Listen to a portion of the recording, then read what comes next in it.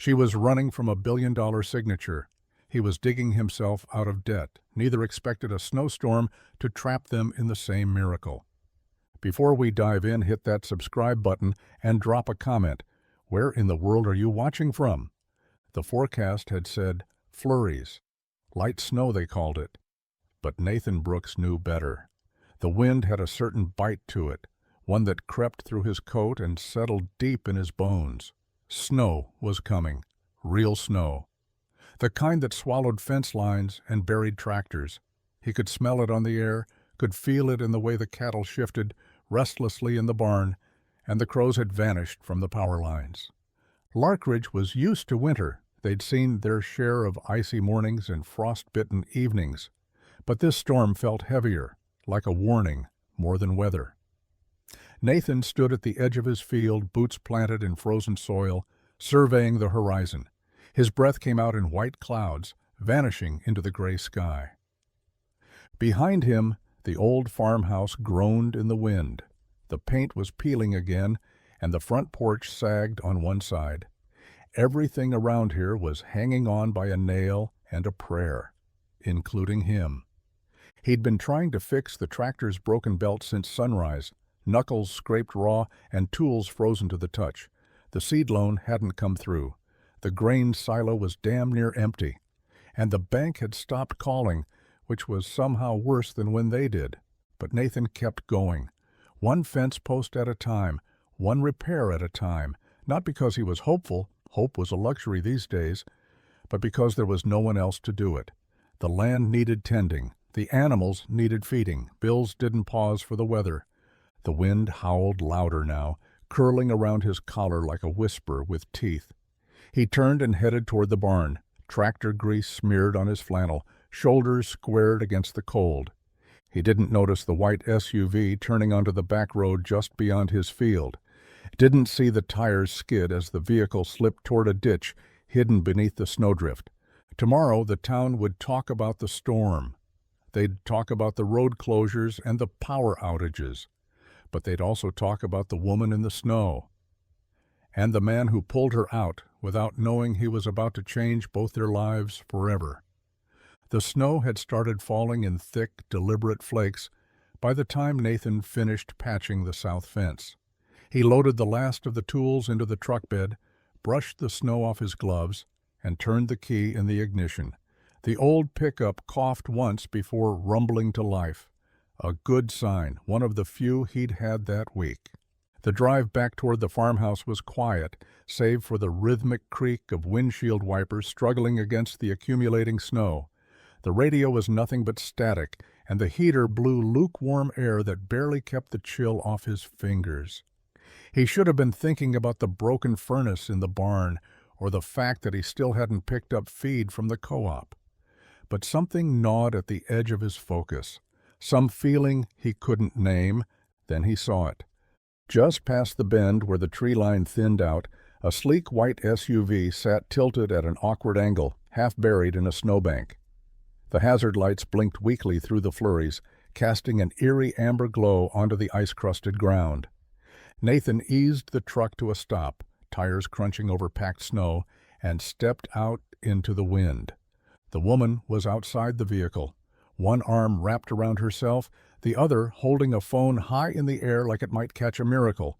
Her coat was stylish, but thin. More city fashion than rural function. Designer boots were already soaked through, and her breath came fast and shallow. "Cell signal's dead out here," Nathan called over the wind. She turned quickly, startled. Her face flushed red from the cold, or maybe from being caught helpless in a place like this. "I think I hit some ice," she said, brushing snow from her sleeves. "Then the car just slid." "Looks that way." He eyed the tires and the soft slope they'd sunk into. "You're not getting out without help." Her shoulders tensed. "I already called roadside assistance, but they said maybe 2 hours, if they can even find me." Nathan looked up at the sky, then back at her. The storm was only getting worse. He didn't ask who she was or what she was doing on a back road no one used unless they lived nearby. He just sighed, tugged his gloves tighter, and said, "Come on, let's get you out." She didn't offer her last name, just Claire. Simple, vague, like she'd practiced being unrecognizable. Nathan didn't press. He'd met plenty of people who preferred silence to small talk. Most of them wore pain like a second coat. Still, there was something about the way she said it, chin lifted, but voice tight, like she was holding something back that might spill if she said too much. He nodded once and walked past her toward the ditch, boots crunching against ice. The SUV was wedged in deep, one back wheel off the ground, the front bumper kissed by a frozen mound. A newer model, sleek, clean, maybe 2 weeks off the showroom floor, didn't belong out here. "Looks like the whole undercarriage is hugging that drift," he muttered, more to himself than to her. Claire stayed a few steps behind, arms folded tight over her chest, teeth lightly chattering despite her efforts to seem composed. Her boots weren't just wet, they were soaked through, the kind that belonged in a fashion spread, not a snowbank. Nathan walked back to his truck and climbed in, starting it with a grunt and a prayer. Diesel was low, very low. The warning light had been on since this morning, and the co-op had cut deliveries for the month. Every drop mattered. He looked at the gauge, then at the woman standing in the swirling snow. He didn't have enough fuel to waste, not when the barn heater might not make it through the night. But he couldn't just leave her either. Not like this. He grabbed the rusted chain from behind the seat and stepped back out into the storm. Claire watched him in silence, snow clinging to her dark hair like lace. "You sure this is okay?" she asked, nodding toward his truck. "No," he said honestly, walking past her. "But neither is leaving you out here." He hitched the chain to the frame beneath her SUV, boots slipping once on the icy slope. Then he climbed into his truck, threw it into gear, and gently coaxed both vehicles back onto solid ground, one slow tug at a time. By the time it was over, both vehicles steamed in the cold, and Nathan's fuel gauge had sunk to its last breath. He stepped out, brushing snow from his jacket. Claire looked at him like she didn't know what to say. He just shrugged. "Welcome to Larkridge." The snow thickened fast. Too fast. 1 minute you could see the tree line. The next it was gone, swallowed by a wall of white. The wind howled like it had teeth, slashing through coats and curling around necks, no matter how tight the collar. Nathan wiped ice from his brow, blinking against the sting in his eyes as he unhooked the chain from Claire's SUV. "You can't drive in this," he said flatly, nodding at the road that had all but disappeared. "Visibility's near zero. If you head out now, you'll end up in another ditch, or worse." Claire stood beside her car, arms crossed, eyes darting down the snow-covered road like she could will it to be safer than it was. She didn't argue, but she didn't agree either. Pride was written all over her face, carved into her jawline, and tucked behind the nervous glance she thought he didn't catch. Nathan didn't have time to convince her. The cold was getting sharper by the minute. "My farmhouse is just up the hill," he said, hitching a thumb toward a narrow drive already disappearing under snow. "It's warm, dry, safer than out here." Claire hesitated, eyes scanning the white void around them. The wind tugged at her coat, already too thin for this kind of weather. Her phone, now fully dead, offered no lifeline, and she knew, he could see it on her face, that there were no hotels, no gas stations, no ride-shares coming to save her. Not out here. Finally, with a reluctant sigh, she nodded once, "Just until the storm passes." They climbed into Nathan's truck, the heater groaning as it tried to keep up with the cold. The windshield wipers fought a losing battle as snow smacked against the glass in thick, relentless waves. Neither of them spoke on the drive. The silence wasn't awkward, it was necessary. Out here, the storm did all the talking. By the time they pulled into the drive, the barn's roof was already wearing a thick white blanket, and the farmhouse windows glowed faintly with life. Nathan parked, grabbed his tool bag, and opened the passenger door. Claire stepped out slowly, heels sinking into snow she wasn't dressed for. She looked at the barn, then at the house beyond it. "This isn't exactly where I thought I'd end up today," she muttered. Nathan gave a small grin. Funny thing about storms, they don't care where you were headed. The farmhouse smelled like old pine, dust, and something faintly sweet, maybe firewood, maybe the remnants of a pie long gone.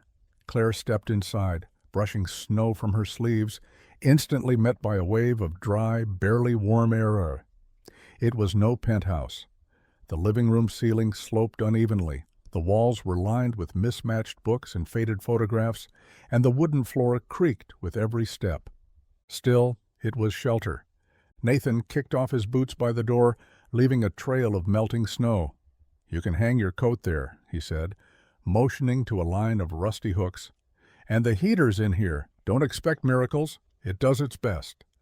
Claire followed him into the small living room, where a lone space heater hummed in the corner like it was trying to sound braver than it was.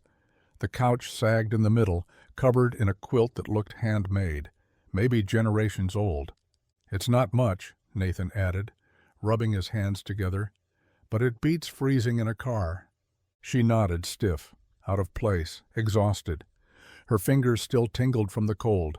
Her boots had left damp prints across the floor, and her once sleek ponytail now clung to her neck in damp strands. "I'll grab you something warm to wear," he said, disappearing down the hall. Left alone, Claire moved to the heater and crouched beside it, letting the weak warmth settle into her bones. The wind outside scraped against the windows like it was trying to get in, and the house creaked in protest. Nathan returned with a stack of flannel, an oversized shirt, thick socks, and drawstring sweats that had clearly seen better days. "Best I've got," he said. "Bathroom's just through there." Claire took them, grateful without saying it. Later, wrapped in the borrowed clothes and curled awkwardly on the couch, she stared at the ceiling as the heater hummed on. She didn't understand how her day had unraveled this far, from boardrooms to barn roads, from signatures worth billions to sleeping in a stranger's living room in clothes 2 sizes too big. Yet strangely, for the first time in a long time, she didn't feel like she was running, just waiting. And for now that was enough. Morning came slow, dragging pale light through the frost-laced windows. Nathan was already up, pouring water into the rusted kettle on the stove, the smell of burnt toast lingering in the air. The old house creaked and groaned like it, too, was waking reluctantly. Claire sat curled on the edge of the couch, still wrapped in the oversized flannel shirt. Her hair was messy now, not in a glamorous way, but real, soft strands escaping where they'd been pinned back. She held her phone in both hands, screen dark, thumb hovering just above it. Again. He'd watched her do it 3 times already. Turn it on, unlock it, stare at the signal bar, scroll to a number, then lock it again. Nathan didn't ask. He never did. The people who came through storms usually had something they weren't ready to say out loud. He placed a chipped mug of black coffee on the side table beside her. She blinked up at him like she hadn't noticed him standing there. "No sugar. Hope that's all right." She nodded, murmured a quiet, "Thank you," then wrapped her hands around the mug like it was the only steady thing in the room. The phone buzzed once, low and soft. She glanced at it, read whatever flashed across the screen, and pressed it face down. Nathan sat across from her in the armchair near the heater, boots tapping lightly against the floorboards. The silence stretched, not heavy, but thick with unsaid things. "You don't have to tell me," he said, eyes fixed on the steam rising from his cup. "But whatever it is, it looks like it followed you here." Claire let out a breath that wasn't quite a laugh. "You always this direct with strangers?" "Only the ones who look like they haven't slept in a week." She smiled, but it didn't reach her eyes. He left it there. No questions, no digging. But the next time her phone buzzed, she didn't pick it up. Just turned her head toward the window and watched the wind brush snow off the barn roof, like maybe the storm outside could cover whatever was still chasing her inside. The smell of butter and something close to vanilla drifted through the air as Claire wandered into the kitchen, still in borrowed flannel, her hair pulled into a loose, slightly lopsided bun. The farmhouse felt different in daylight, less like a stranger's shelter and more like a memory someone forgot to finish. The table was old and scratched, with mismatched chairs and a single sunflower in a chipped mason jar at the center, somehow still standing tall. Nathan stood at the stove, flipping pancakes that were more like crepes, thin, uneven, but golden around the edges. The coffee was already poured. No small talk, no forced cheer, just the gentle hiss of batter meeting cast iron. Claire slid into a seat. "You didn't have to go to all this trouble." He didn't look up. "Didn't. Just had batter that needed using." She smirked. "Right. Coincidence pancakes." He plated a short stack, sliding it across the table. "Eat while it's hot. Syrup's on the counter. Not the real kind, though, just the bottled stuff." She took a bite. They weren't perfect, but they were warm and honest.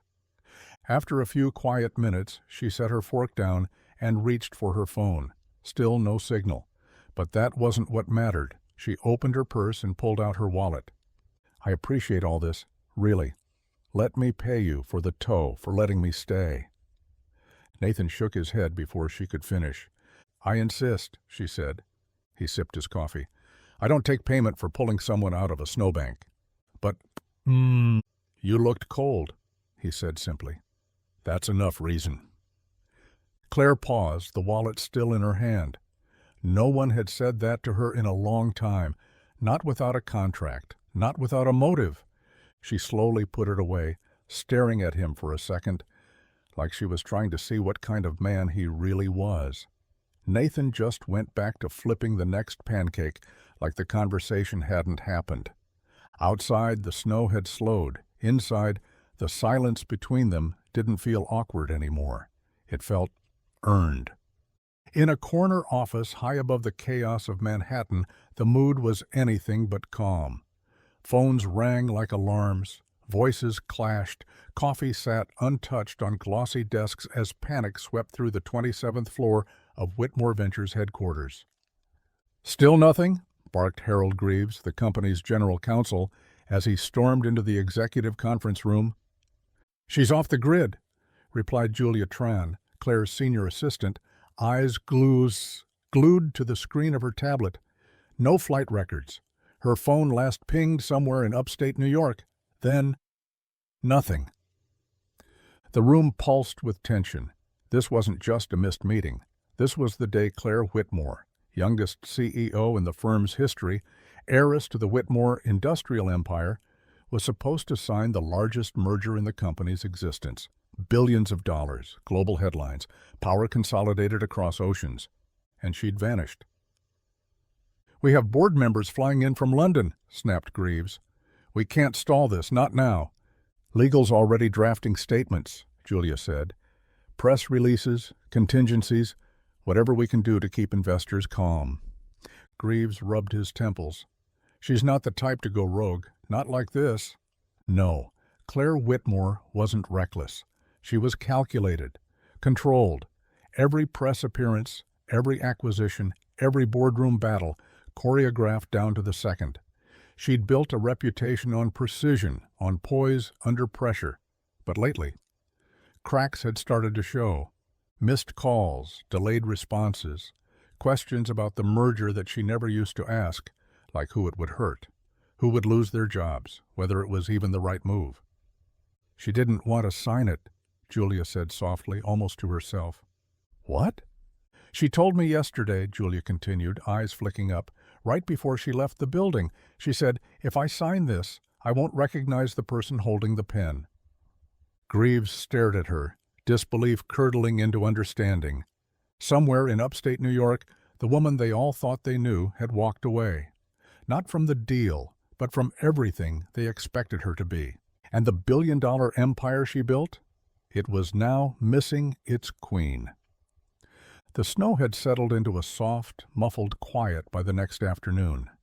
The storm had passed, leaving behind white hills that blanketed the fields like untouched parchment.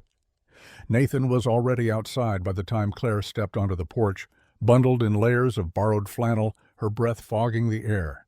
He was by the fence near the south pasture, sleeves rolled up despite the cold, hands wrapped around a hammer as he pounded a warped post back into place. One of the rails had snapped under the weight of the snowdrift, a small thing in the grand scheme of his problems. But around here, you fixed what you could. Claire approached slowly, stiff-legged in the oversized boots he'd loaned her, slipping once but catching herself before falling. She watched for a second, then crouched awkwardly to hold the plank steady while he nailed it back.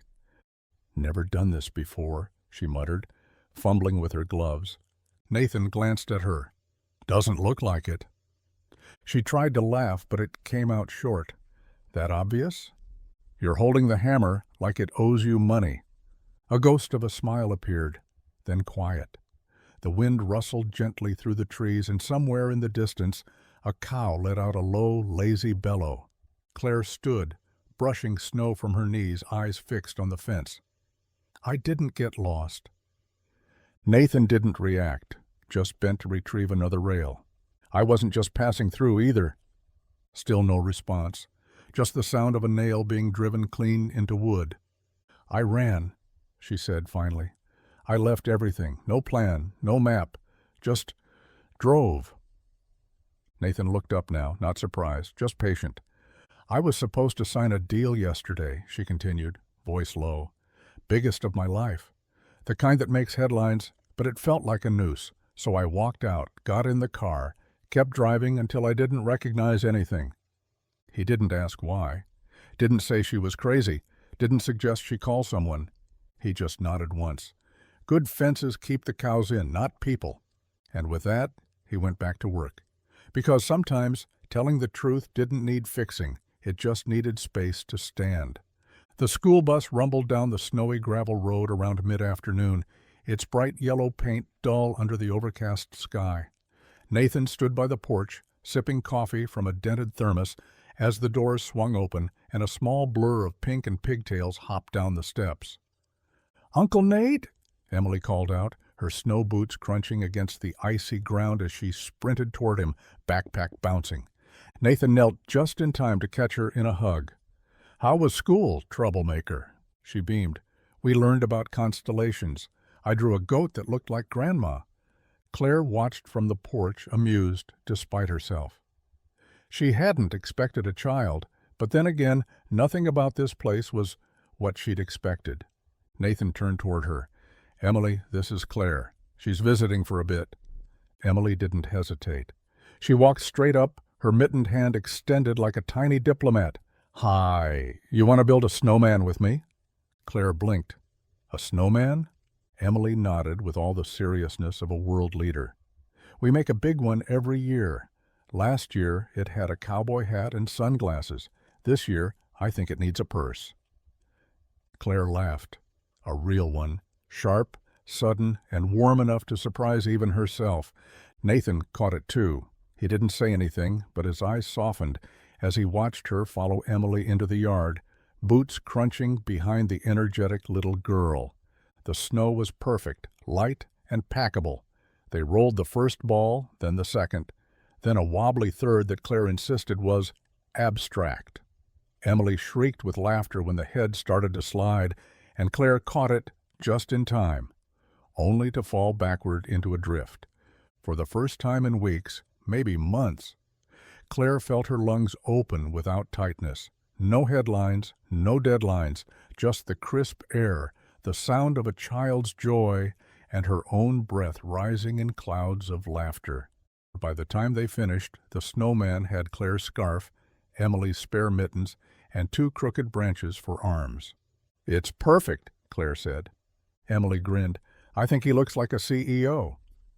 Claire smiled at that, wide and full, and didn't bother to explain why the word made her chest ache and her heart feel strangely light.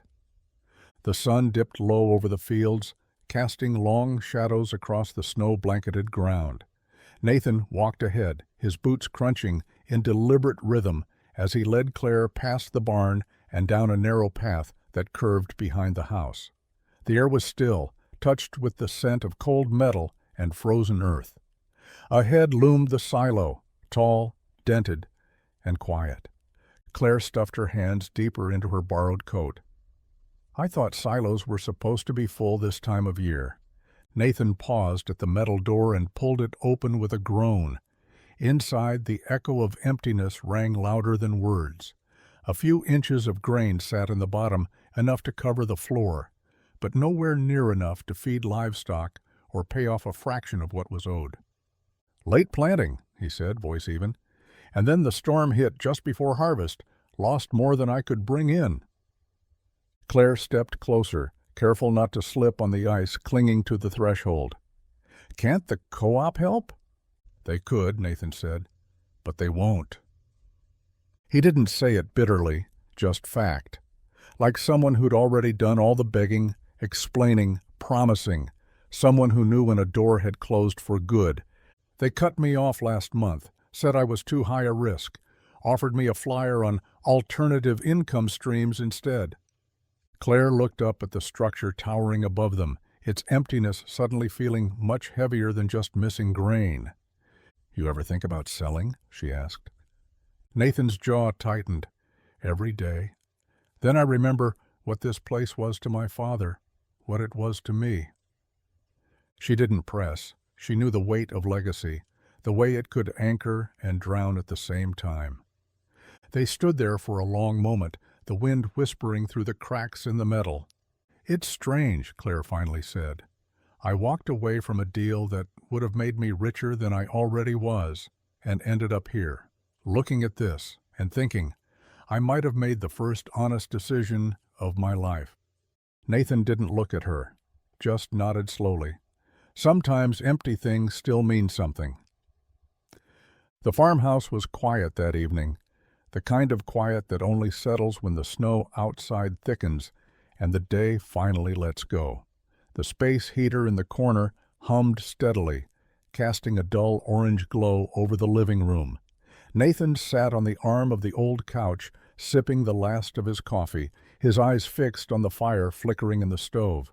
Claire sat on the floor, legs stretched out, Emily's coloring book half forgotten beside her. She hadn't said much since the visit to the silo, but she hadn't left either. She hadn't offered sympathy or solutions. No bold suggestions about investors or restructuring.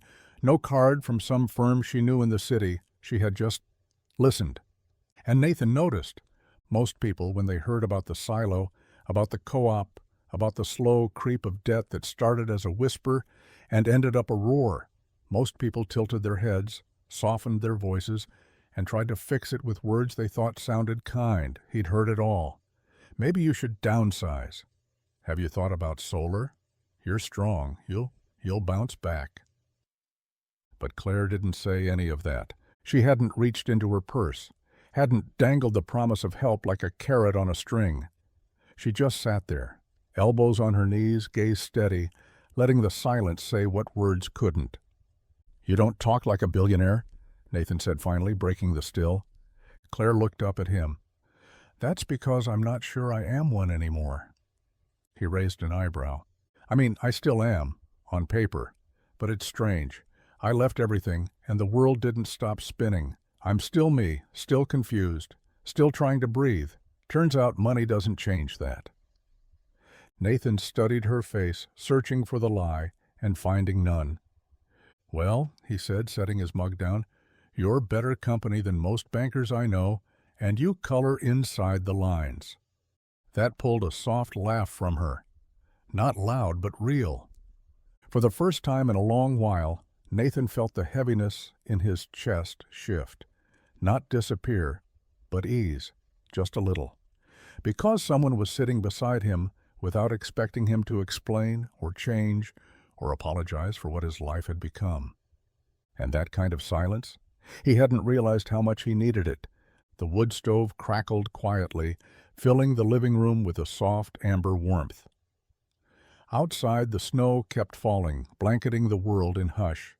Inside, Claire sat curled into the corner of the couch, legs tucked beneath her, a blanket draped over her shoulders, like a shield she didn't know she needed. Nathan sat across from her in the worn armchair, feet propped on the ottoman, turning an old horseshoe slowly in his hands. Neither had spoken in several minutes, and neither needed to.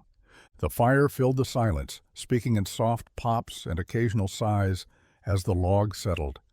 Claire stared into it, her eyes distant. Her voice, when it finally came, was quiet. "I was 27 when they made me CEO." Nathan glanced up. "Everyone told me I was brilliant, groundbreaking, a disruptor," she said, the words tasting like smoke now. "I made bold decisions, broke records, wore heels that hurt my feet, and a smile that didn't reach my eyes. And somewhere along the way, I stopped noticing the difference between performing and living."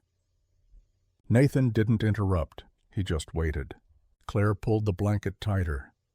"Last week, they handed me the final draft of the merger. All it needed was my signature, one stroke of a pen, and Whitmore Ventures would become the largest privately owned energy conglomerate in the country." She paused. Her fingers traced a fold in the blanket. "They said I'd be immortalized, cemented in history, and all I could think about was how I couldn't remember the last time I felt human." Nathan's voice was low. "So you left?" "I didn't even pack," she said with a small, bitter smile. "I got in the car and just kept driving. No music, no map, just this desperate need to outrun everything I built." She looked at him then, her eyes raw but steady. "If I signed that deal, I'd own the world, but lose myself." Nathan didn't flinch, didn't look shocked. He simply nodded, as if she'd just told him the weather forecast. "Then you made the right choice." And in that moment, Claire felt something loosen inside her, not because he fixed it, but because he understood. The morning came with a brightness that didn't feel earned. Sunlight bouncing off the snow in blinding shards, the world outside the farmhouse too quiet, too still. Claire stood by the front window, her coffee growing cold in her hands. Nathan was out at the barn, checking on the generator and feeding the cattle, his silhouette moving in and out of view like a shadow stitched to the land. It should have been a peaceful morning, but something gnawed at her, a wrongness in the stillness. Then she saw it, faint but undeniable. Tracks. Two thin lines curving through the untouched snow from the edge of the woods down toward the end of Nathan's drive. Not from the pickup, not from the school bus, and not from anything Nathan owned. These were fresh, wide tires, heavy treads, meant for speed, not plowing through slush. Claire's stomach tightened. By noon, the sound of tires crunching ice rolled up the drive, and her heart dropped before she even saw the car. It was sleek, dark, and clearly out of place, a rental she recognized. The door opened before the engine fully shut off. Out stepped Julia, her assistant, her coat half-buttoned and her hair wind-blown, phone in one hand, panic in the other. "Claire," she called, her voice cracking through the cold. "Claire, thank God." Claire stepped onto the porch, one hand gripping the wooden post. Julia hurried forward, boots slipping slightly.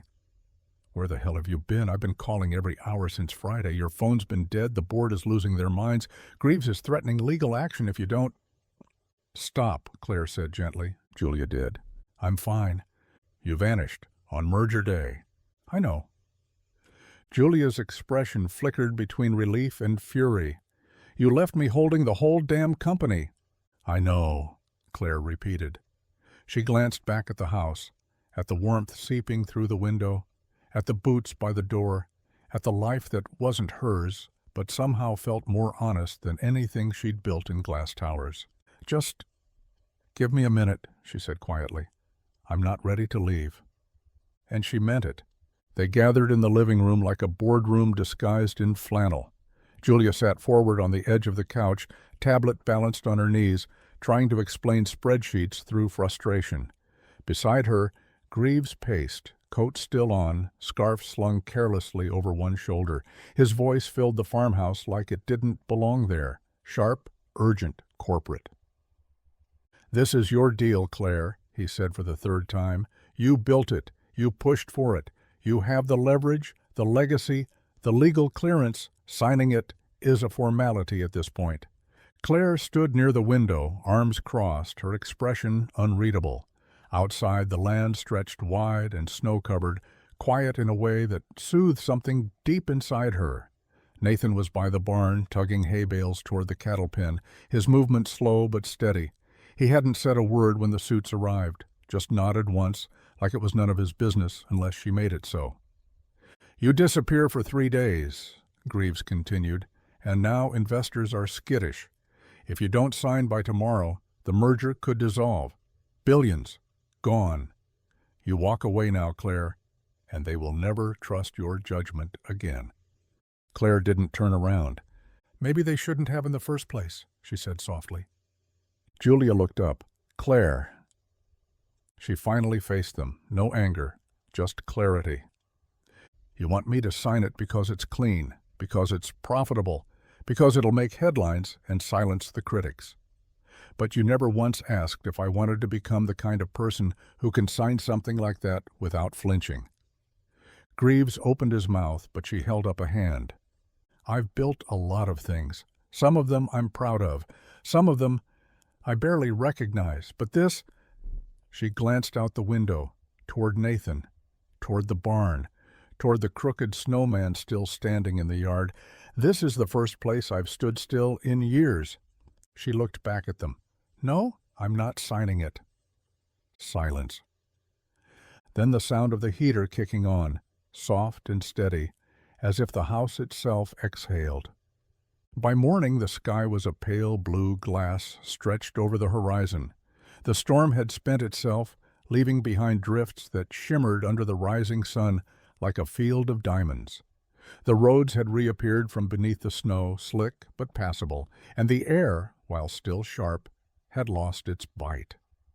Claire stood on the porch, a borrowed mug warming her hands, watching as a bird fluttered from the fence post and disappeared into the trees. For the first time since she'd arrived, everything was still. No chaos, no crisis, just space. Nathan joined her a few minutes later, his boots thudding gently on the wood planks. He didn't say anything, just leaned against the railing the way people do when they know that words might ruin something quiet and good. The black rental car still sat in the driveway, now dusted with frost. Julia had gone back to town to give Claire a moment. Greaves hadn't said goodbye, just stormed off with a final muttered threat about shareholders. Claire sipped her coffee, eyes on the barn, the fence, the field. The life she didn't expect to find, the life she didn't know she'd needed. "I always thought decisions came with a sign," she said, almost to herself, "like a lightning bolt or some grand epiphany, but now I think maybe they come in quiet, when no one's looking, when there's nothing left to distract you from yourself." Nathan glanced at her but said nothing. "I should go back," she continued. "Wrap it up clean, reassure the board, salvage whatever's left of the company." "But?" he asked. She looked down at the mug in her hands, then back at the field. "But when I think about walking back into that building, I feel like I'm putting on a mask I don't even believe in anymore." The wind shifted, rustling the trees beyond the pasture. Claire took a breath. "This place, it doesn't ask me to prove anything. I didn't know how much I needed that." Nathan nodded once. "Then maybe that's your answer." And for the first time since she left the city, she realized maybe it was. The sun hadn't fully risen when Claire closed the farmhouse door behind her. The air was crisp and silent, the snow untouched since the night before, save for her careful boot prints leading to the car. Nathan was still asleep, or at least pretending to be. Either way, she didn't knock on his door. Didn't say goodbye the way people usually do when they know they're not coming back. She'd packed her things quietly, folded the borrowed flannel shirt and sweatpants, and left them in a neat pile on the end of the couch, though she'd worn them like armor for 3 days. But before she walked out, she paused, just long enough to slip a folded note into the breast pocket of the flannel. Nothing dramatic, no last-minute promises or emotional speeches, just a few hand-written lines. "Thank you for not asking who I was, for treating me like I was still human, for showing me silence doesn't have to mean being alone. Keep the shirt. It suits you better than I ever wore it. Claire." The rental car's engine started with a hum, too smooth for the gravel drive. She waited a moment before shifting into gear, eyes scanning the porch one last time. No Nathan, No movement in the windows, just the snowman still leaning slightly left in the front yard, scarf fluttering in the wind, like it was waving goodbye in her place. As the car pulled away, the farmhouse grew smaller in her rearview mirror, swallowed by trees and distance. But something lingered, not just guilt or regret, something quieter, something she couldn't name yet. Nathan found the note later, after feeding the cattle and fixing the latch on the back gate. He unfolded it slowly, read it once, then again. He didn't smile, didn't sigh, just folded it back up and slid it into his back pocket.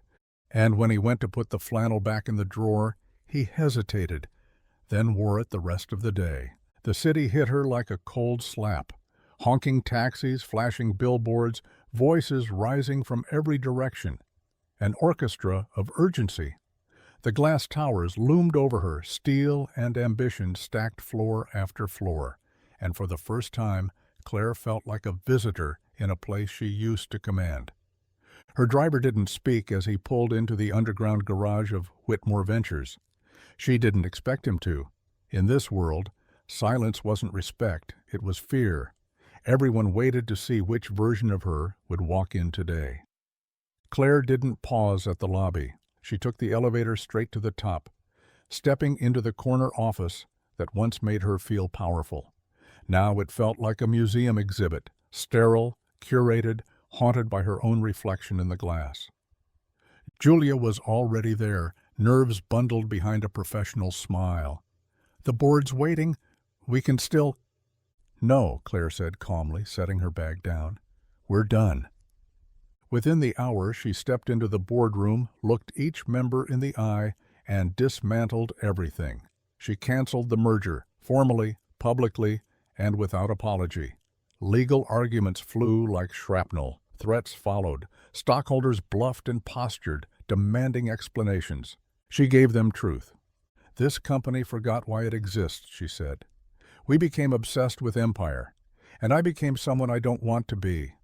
I'm choosing something smaller, something real." That afternoon, she fired half her board, the ones who had built their power by silencing others, by eroding purpose in the name of growth.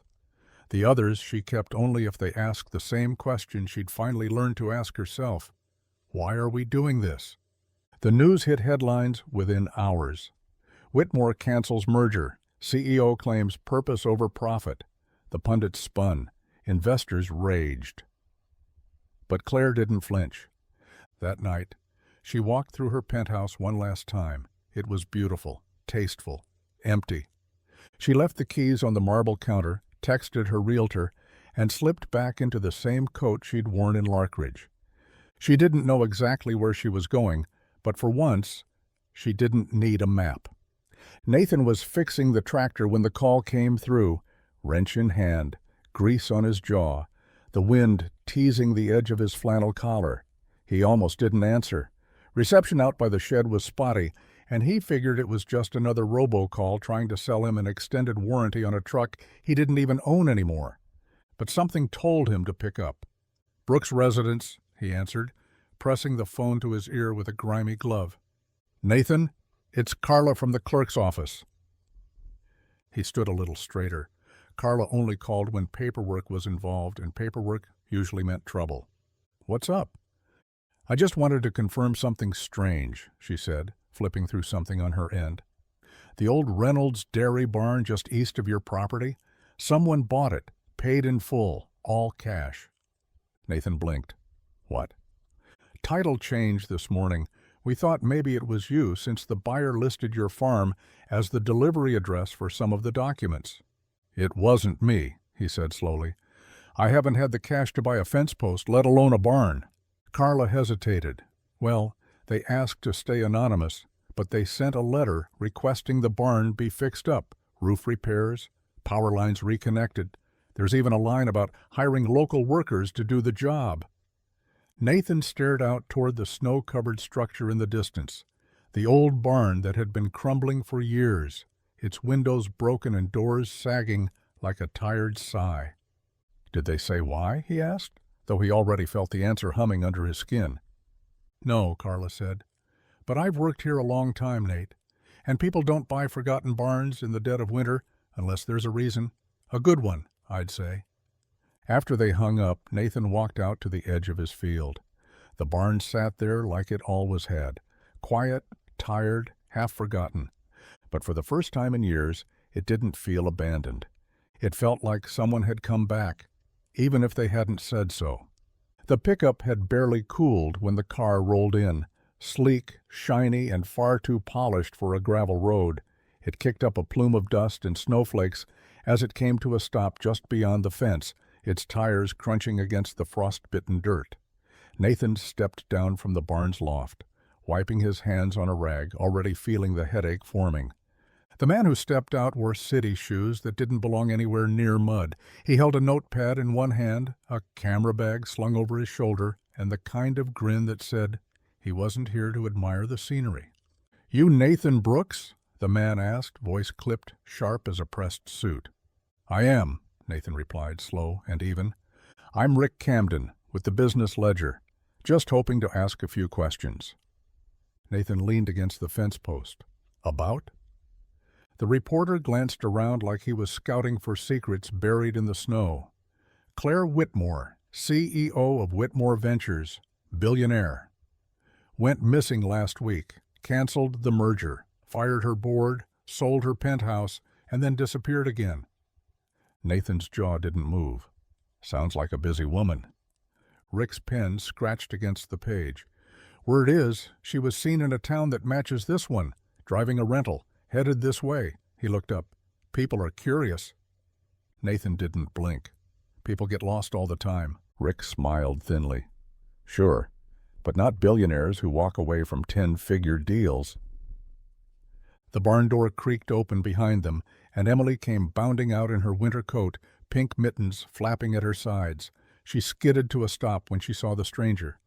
"Uncle Nate, is Miss Claire back yet?" she asked, loud and clear.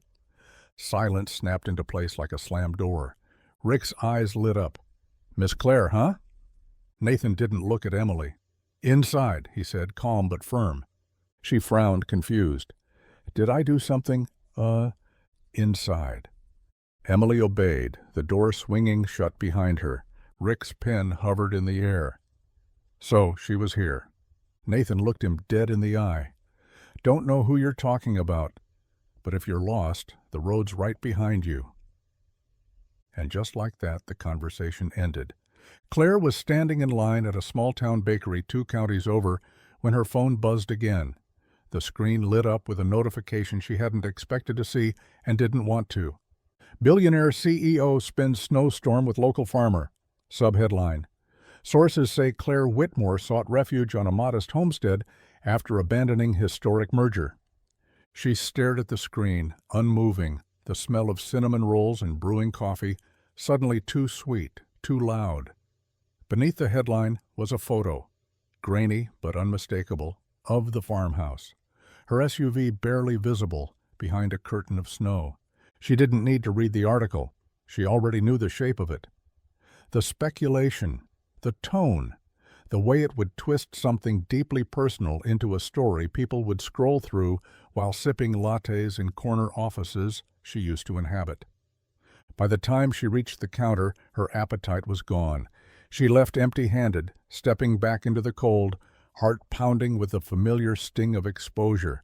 But it wasn't just fury she felt. It was something more complicated, something quieter. Back in the car, she read the first few lines. The usual breathless reporting, anonymous sources, quotes from board members, a few smug jabs from financial analysts who'd never walked through snow without a valet. And then came the line that caught her off guard. No comment from Nathan Brooks, the farmer in question, only that people get lost all the time. She exhaled slowly, the tension in her shoulders melting just enough to make room for something softer. Of course he didn't talk. Of course he kept it simple. He always did. For the first time in days, Claire didn't feel like running. She didn't feel like hiding. The storm had passed. The story had broken. And yet, she was still here, still herself. And nothing the internet printed could undo what those quiet days on the farm had shifted in her. She smiled just a little, then turned off her phone and drove toward the sound of silence, knowing full well the world would talk. But for once, she didn't need to explain herself. In a town like Larkridge, you didn't need breaking news. You needed only one person to spot the article and 3 more to read it out loud at the diner. By lunchtime, the whispers had turned into a low hum across Main Street. At Dot's Cafe, the regulars gathered around their coffee mugs like it was a courtroom. A crumpled copy of the Business Ledger sat on the counter, the headline circled in red ink like a crime scene. "Billionaire CEO," Hank muttered, squinting at the paper. "Stayed on his farm, in his house." He took a loud sip. "Probably eyeing his land. You watch, she'll buy up half the county next." "She already bought the old Reynolds barn," said Shirley from the register, raising an eyebrow. "My cousin works at the clerk's office. Said it went through last week. Quiet. All cash." Hank leaned back, smug. "Told you. She's here to take over." But not everyone shared the cynicism.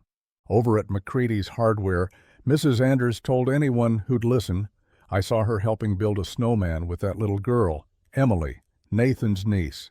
Didn't look like no CEO to me, just looked tired." And in the library, young Ellie Thompson whispered to her friends behind the magazine rack, "My aunt said she was living in the barn, like with no heat, just blankets and that old stove. Isn't that kind of romantic?" The gossip came in waves, some cutting, some kind, some curious. Nathan, for his part, said nothing. He continued repairing fence posts and hauling feed like the rest of the world hadn't started writing headlines about the woman who once slept on his couch. When asked directly, he just shrugged. Folks come and go. Not all of them need explaining. Still, whispers followed him into town. "She's buying him out. He's smarter than he looks." Maybe it's love. Maybe it's leverage. Maybe she just wanted to be seen. The truth floated somewhere between them all, unguarded, unconfirmed, and quietly unfolding on the edge of a field no one had cared about until a storm brought her there. The spring thaw came late that year, and the soil never quite dried. By the time Nathan got the seeds in, he was already behind. Rain fell when it shouldn't. Sun scorched what had barely sprouted. By August, the corn stood thin and stunted. The soy never even took. He walked the rows in silence one morning, boots kicking up dust where there should have been green. The air smelled like resignation, the kind of scent that clung to skin and stayed there even after the work was done. Emily followed him halfway across the field before she gave up and sat down on a stone near the fence, her sketchbook in hand. She didn't ask questions anymore, she just watched. That was worse somehow. By September, Nathan stopped checking the mail. The envelopes were the same, thick with warning, light on grace. The bank had called twice, left voicemails he didn't return. One evening, as the sun dipped low and the barn cast a long shadow across the field, he stood at the edge of his porch with a cup of black coffee gone cold in his hand.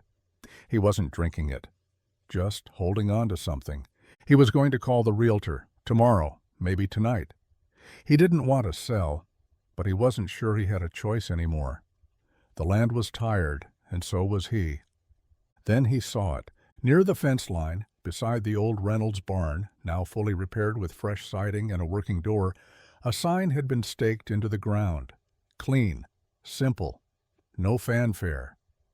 Whitmore Acres open for local farmers. Below that, in smaller hand-painted letters, shared soil, shared harvest. Start where you are. Nathan set the mug down on the porch rail, walked slow, steady toward the sign, like it might vanish if he blinked too hard. There was no logo, no flashy branding, just the truth standing in wood and paint. She hadn't called, hadn't sent a letter, but Claire had spoken louder than either. The truck was different this time, older, dust-covered, practical. It rolled up the dirt drive like it belonged there, tires crunching over gravel, windows rolled down just enough to let in the early fall breeze.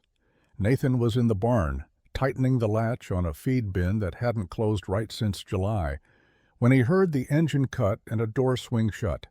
He didn't move at first, just listened.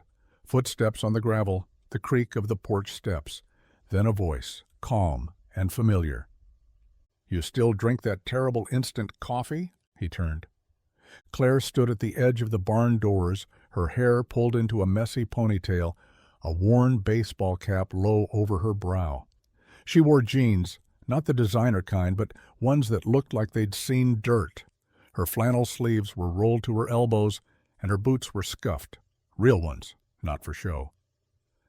"Got something better now," Nathan said, wiping his hands on a rag as he stepped out into the light. "You back for the snowman's anniversary?" Claire smiled, then held up a folder. "Nope, I'm back with a plan." She handed it to him. Inside were sketches, proposals, community outreach notes.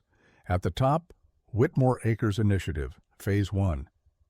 "I'm not here to bail you out," she said before he could speak, "and I'm not here to write checks. I'm here to build something real, with you, with the town, with farmers who've been trying to make a living without a seat at the table." Nathan flipped through the pages slowly, taking in her handwriting in the margins, the rough lines of mapped plots, the list of names from local farms scribbled in ink. She had been busy. "You want to turn the barn into a co-op," he said. "I want to turn it into ours," she replied. He looked up at her, eyes searching for the catch, but there wasn't one, just Claire. No titles, no press, just a woman who had found a reason to come back, and this time she wasn't running, she was planting. The morning of the farmers' market was overcast, with just enough wind to threaten the canopy Nathan had spent all night securing with bungee cords and borrowed cinder blocks. He adjusted the corners again anyway, out of habit more than need.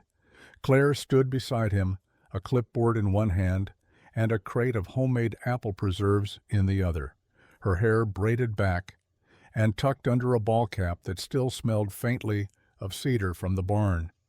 They were an odd pair. He in faded denim and boots he'd worn down to the soles. She in canvas work pants and a hand-lettered apron that read Whitmore Acres Co-op. The table wasn't flashy, just bushels of heirloom tomatoes, a few jars of jam, and bundles of rosemary tied with twine. Nothing that screamed billionaire or broke farmer, just two people trying to sell what they'd grown together. By noon, the booth was still mostly untouched. A few polite glances. One man asked if the apples were organic. Another asked for directions to the honey vendor. Claire didn't flinch. She stood behind the table like she was defending a startup pitch in front of a boardroom, only this time there was no script, just soil-stained produce and a hope she couldn't explain. Nathan leaned on the table and muttered, "Maybe we should have added lemonade." She smirked. "Next week." Then, somewhere around 12:42 p.m., it happened. A college kid with a flannel shirt and a DSLR camera strolled by, stopped, and asked, "Wait, is this the Whitmore? Like from that article?" Claire's smile barely twitched. "Just a farmer now." The kid snapped a photo, then another, then posted it with a caption. "Claire Whitmore gave up a $1 billion deal. Now she's selling tomatoes with a guy named Nathan. I don't know what this is, but I love it." Within an hour, the post had gone viral.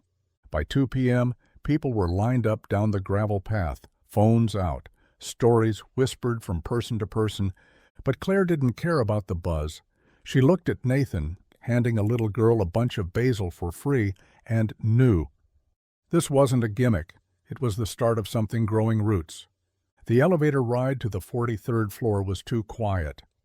Claire stood tall in a tailored blazer that still smelled faintly of sawdust from the barn's tool room. Beside her, Nathan shifted, tugging at the stiff collar of a borrowed button-down that clearly wasn't his. His jeans were clean, his boots freshly wiped, but still muddy at the soles. He didn't fidget, he didn't pace, but his silence was louder than usual. Claire glanced at him. "You don't have to say anything, you know." He shrugged. "You brought me all this way. May as well see what they think of cow manure and honesty." The elevator dinged. The doors slid open to reveal a room of sleek lines, cold steel, and even colder eyes. The investors were already seated. half of them on their phones, the other half exchanging polite nods that meant absolutely nothing. Claire walked in first. Nathan followed. Every gaze landed on him like a curiosity, like a relic brought to life from a dusty postcard. She began the meeting with facts, charts, projections, the Whitmore Acres model, regional food systems, sustainable reinvestment. Her voice was calm but firm, clear as the wind that moved through open fields. Then she paused. But if you want to know what this really means, you'll need to hear it from the land itself. All eyes turned. Nathan stood slowly, cleared his throat once, didn't touch the slides or notes. "I'm not going to waste your time," he began. "I've been a farmer my whole life. Some years we make it. Some years we pray the rain stops before everything drowns. Most of the time, we do it alone." He looked at the room, at the faces used to controlling markets from 30 floors above the ground. Claire didn't come back to save us. She came back to listen. And for the first time, people like me aren't being told to get bigger or get out. We're being told we matter. No one moved. No one interrupted. "And if that's not worth betting on," Nathan finished, "then maybe the system you're backing needs more than numbers to fix it." Silence. Then a slow nod from one of the older men near the window. Then another. Claire met Nathan's eyes, something proud, flickering between them. They hadn't just entered the room, they'd shifted it. The fundraiser had ended hours ago, but the glow still lingered. Paper lanterns swayed gently from the oak trees surrounding the town square, casting warm pools of light on the ground below. Kids had long since fallen asleep in their parents' laps, and the last of the folding chairs were being packed up as the crowd thinned into the quiet hush of night. Claire stood by the old beverage table, clutching a half-empty cup of lukewarm cider, her laughter from earlier now replaced by a soft smile. She'd spent the evening shaking hands, answering questions, listening to farmers pitch their dreams with nervous excitement. And she'd done it all, in muddy boots and a borrowed cardigan that smelled like hay and cinnamon. Nathan found her there, just where he knew she'd be, watching, thinking, trying not to be the center of attention, and failing beautifully. "Ready to head back?" he asked. She nodded, and together they walked down the dirt path toward the barn, past fields now silvered in moonlight. The crickets had taken up their nighttime rhythm, soft and steady, and their footsteps fell into an easy sync. When they reached the barn doors, Claire stopped. "Do you remember what you said that first night?" she asked, voice low. Nathan leaned against the weathered frame, arms folded. "I say a lot of things. You said, 'Good fences keep the cows in, not people.'" He gave a half smile. "Still true." She turned to face him fully. "You didn't ask who I was. You didn't try to fix me. You just let me stay." Nathan's expression didn't shift, but something in his eyes softened. Claire stepped closer, her voice barely above a whisper. "You gave me a reason not to run." She reached up then, slowly, deliberately, and kissed him. It wasn't rushed or breathless. It was still, certain, like two pieces of something that had always belonged side by side, of finally remembering how to fit. When she pulled back, Nathan didn't speak. He just touched his forehead gently to hers, the warmth of the lanterns flickering behind them, and whispered the only thing that needed saying, "Stay." It happened on a Tuesday, one of those slow, sun-drenched afternoons where the sky looked too blue to be real, and the breeze carried the scent of hay, warm soil, and something baking in the farmhouse kitchen. Nathan was restocking crates at the co-op booth just outside the barn, talking quietly with a retired couple about canning tomatoes. Claire was nearby, organizing jars of honey and helping Emily write price tags in her best second-grade handwriting. They'd done this enough times now that it felt like routine, familiar, safe. A young couple approached, new to town by the sound of their voices. The woman smiled and bent down to speak to Emily. "Are you helping your dad today?" Emily nodded proudly. "Yep, and my mom too, she's right there." She pointed to Claire, who had been half listening, half focused on lining up the jars. But those words, "my mom," landed like a soft explosion in the still air. Claire froze.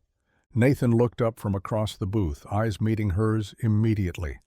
The couple smiled, oblivious, and moved on toward the produce baskets. Emily didn't notice the shift. She was already back to labeling, tongue poking out the side of her mouth as she tried to spell zucchini. Claire slowly knelt beside her, pressing her hand gently to Emily's back. Her voice was quiet, a little shaky. "Sweetheart, do you know what you just called me?" Emily looked up with wide eyes, blinking. "Oh, I didn't mean to. It just kind of came out." Claire bit her lip, trying to blink away the tears that were already threatening. "That's okay," she whispered. "It's more than okay." Nathan didn't say a word, didn't step in. He just let it be, because some truths don't need correcting. Later that night, Claire found the little slip of paper Emily had written on, a tag meant for zucchini with the U backwards, and the word stretched too long to fit the line. She kept it, tucked it inside the back pocket of her journal, right beside a note she once left in a flannel shirt. That day something changed, not with a headline, not with a merger, but with a single word spoken by a child who didn't know it was the one thing Claire had always been afraid to hope for. The Harvest Festival was the kind of event that wrapped around Larkridge like a favorite sweater, warm, familiar, stitched together by hay bales, cider stands, and the sound of fiddles echoing from the bandstand. Kids darted between pumpkin displays and caramel apples. Old couples slow danced near the barn. The air was crisp with the scent of cinnamon and cut corn stalks, and the sun dipped low with the promise of bonfire smoke and pie contests. Claire stood near the stage, adjusting the hem of her simple cotton dress, wiping her palms on her skirt like it might calm her nerves. She wasn't used to speaking without a teleprompter. There was no polished podium, no press in the crowd, just folding chairs, picnic blankets, and townspeople who now knew her not as the woman from the headlines, but the woman from down the road. Nathan gave her a small nod from the back of the crowd. Emily perched on his shoulders, her hands tangled in his hair. Claire stepped up to the mic as the music faded. She didn't need to clear her throat. The hush fell naturally, like the town was ready to hear whatever came next. "I've given a lot of speeches in my life," she began, voice steady but softer than usual. "Boardrooms, galas, shareholder meetings. I used to think that power was measured in titles and square footage, how high the windows were above the street." She paused, looking over the crowd, but none of those places ever felt like this. She glanced toward the booth she'd helped set up that morning. The produce crates, the jars of honey, the chalkboard sign that Emily insisted on decorating with stars and crooked hearts. "When I came to Larkridge, I didn't know what I was looking for. I told myself it was temporary, that I was just waiting out a storm." She smiled. "But storms don't build barns. Storms don't plant seeds. People do. And this town, this place, you gave me more than shelter." Her eyes found Nathan's. "I didn't find a farm. I found home." The applause started quietly, but then it grew louder, warmer, real. Not for a CEO, not for a headline, but for a neighbor. And for the first time, Claire didn't feel like she was standing in front of them. She felt like she was standing with them. The snow came early that year. Not in a storm, but gently, soft flakes drifting down like they didn't want to rush the moment. The barn roof wore a fresh dusting, the fields shimmered under a pale morning light, and the world felt quieter than usual, as if it, too, was holding its breath. Nathan stood inside the barn, the scent of hay and pine thick in the air. His hands were rough, calloused, the way they always were, but today they trembled ever so slightly. On the workbench in front of him lay a small plank of old barnwood, weathered smooth by time, warm to the touch. In the center, carved by hand with a pocket knife he'd had since high school, were two sets of initials, NB plus CW. He hadn't told her to meet him here, but somehow she came anyway. Claire stepped through the barn doors in a wool coat, her breath curling in the air, boots crunching on the straw-covered floor. Her cheeks were pink from the cold, but her smile was steady. "You're up early," she said. "So are you," he replied, his voice softer than usual. She walked closer, her eyes drifting down to the wood on the table. She stared at it for a long moment, then reached out and touched the carving with her fingertips, like it might vanish if she wasn't careful. Nathan cleared his throat. "I don't have a ring. Figured you've already had all the grand gestures money can buy." Claire looked up at him, tears already stinging her eyes. "So," he continued, pulling in a breath, "I made something that doesn't shine, doesn't sparkle, but it won't break and it won't change." She blinked quickly. He stepped forward and placed the barnwood in her hands. "Stay," he said, "not just for this season, but for every season. The good ones, the bare ones, the ones that come late, and the ones that take us by surprise." Claire didn't speak. She didn't need to. She just nodded, dropped the wood to her chest like it was already part of her, and kissed him through the snow. It went up at sunrise. Nathan had started building it 2 weeks earlier, working late into the evenings after the chores were done, the barn lights glowing like a beacon across the field. Claire had asked once what he was carving. He'd just said, "Something that finally fits." Now, with the frost still clinging to the fence posts and Emily bundled in 3 layers watching from the porch, Nathan stood by the old cedar gate with Claire beside him. A fresh coat of paint glistened in the early light. The wood was thick, hand-sanded, and sealed with beeswax from the hives Claire had helped restore near the edge of the property. It smelled faintly of cedar and hope. Claire stepped forward, brushing her gloved fingers across the letters, her breath catching in her throat. Brooks and Whitmore Homestead, rooted in grit, grown with love, the words were carved deep, each stroke deliberate, like the seasons they'd weathered to get here. Emily clapped, bouncing on her toes. "I helped pick the colors." Nathan grinned. She wanted glitter paint. Claire laughed, eyes still on the sign. Maybe for the next one. The town would see it soon. They'd drive by and slow down, pretending they weren't craning their necks to read it. And maybe someone would scoff or whisper or raise an eyebrow, but most would just nod. Because the truth was plain and simple, carved in wood, nailed to a fence, and set against a backdrop of snow-dusted fields. This wasn't just land anymore. It was a beginning, a promise. A place where second chances were planted deep enough to take root. Claire slipped her arm around Nathan's, and they stood there for a while, watching the sun rise behind their new name, their shared soil, and everything that came after the storm. The school field trip had wandered into the orchard, a dozen wide-eyed fourth graders darting between the apple trees, their voices echoing through the crisp autumn air. The teacher was trying her best to keep order, but the kids were far more interested in the smell of fresh cider and the promise of pumpkin cookies waiting at the farmhouse. Claire walked beside a group of them, hands tucked in the pockets of her coat, her hair streaked with just enough silver to remind her how many seasons had passed.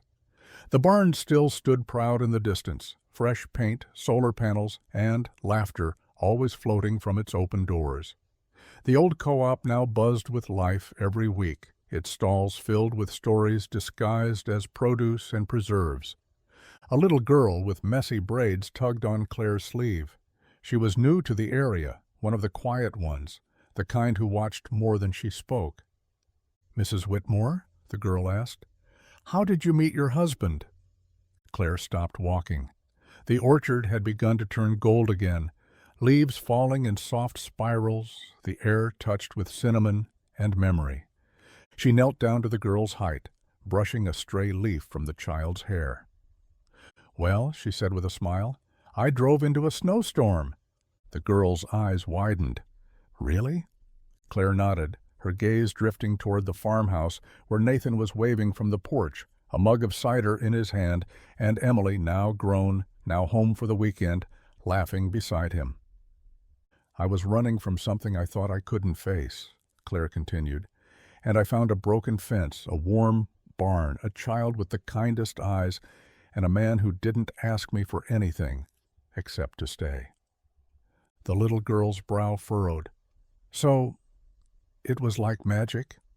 Claire smiled, her eyes soft. No, it was better. It was real. She stood, brushing off her coat. I found a future I didn't know I was allowed to want. And as the kids skipped ahead, Claire followed, her steps steady on the land she had once stumbled into and never left.